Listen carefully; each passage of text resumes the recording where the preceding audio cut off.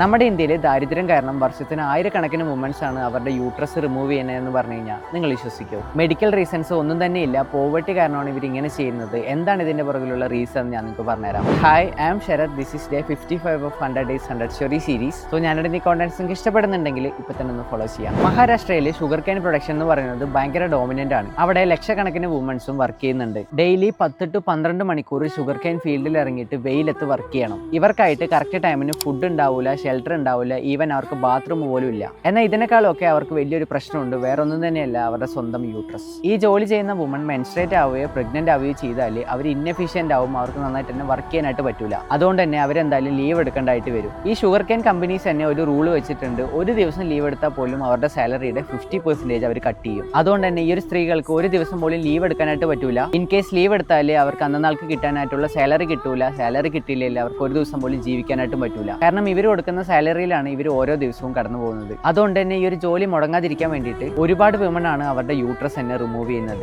അത് മാത്രമല്ല, ഇതുപോലുള്ള റിമൂവ്ഡ് ആയിട്ടുള്ള വുമനെയാണ് അവർ ഫസ്റ്റ് പ്രയോറിറ്റിയിൽ ജോലിക്ക് എടുക്കുക. 2024 റിപ്പോർട്ട് പ്രകാരം അവിടെ വർക്ക് ചെയ്യുന്ന അറൗണ്ട് 850ഓളം സ്ത്രീകളാണ് അവരുടെ യൂട്രസ് റിമൂവ് ചെയ്തത്. ഓരോ ദിവസവും സർവൈവ് ചെയ്ത് പോകാൻ വേണ്ടിയിട്ടാണ് ഇവർ ഇതിങ്ങനെ ചെയ്യുന്നെങ്കിലും എഡ്യൂക്കേഷൻ ഇല്ലാത്തതുകൊണ്ട് ഇതിന്റെ സൈഡ് എഫക്ട് എന്താണെന്നോ ഇതിന്റെ ഇമ്പോർട്ടൻസ് എന്താണെന്നോ ഇന്നും ആ ഒരു വുമൻസിന് അറിയില്ല. ഡെവലപ്പിംഗ് കൺട്രി ആയിട്ടുള്ള നമ്മുടെ ഇന്ത്യയിൽ ഇത്രയും ദയനീയമായിട്ടൊരു കാര്യം നടക്കുന്നുണ്ട് എന്ന് പറയുമ്പോൾ എനിക്ക് ശരിക്കും വിശ്വസിക്കാനായിട്ട് പറ്റുന്നില്ല. സോ നിങ്ങൾക്ക് ഈ ഒരു കാര്യം വിശ്വസിക്കാൻ പറ്റുന്നുണ്ടോ ഇല്ലയോ എന്നുള്ള കാര്യം കമന്റ് ബോക്സിൽ കമന്റ് ചെയ്യുക. ആൻഡ് ഇതുപോലുള്ള ഇൻട്രസ്റ്റിംഗ് സ്റ്റോറീസിനായിട്ട് ഫോളോ ചെയ്യാം.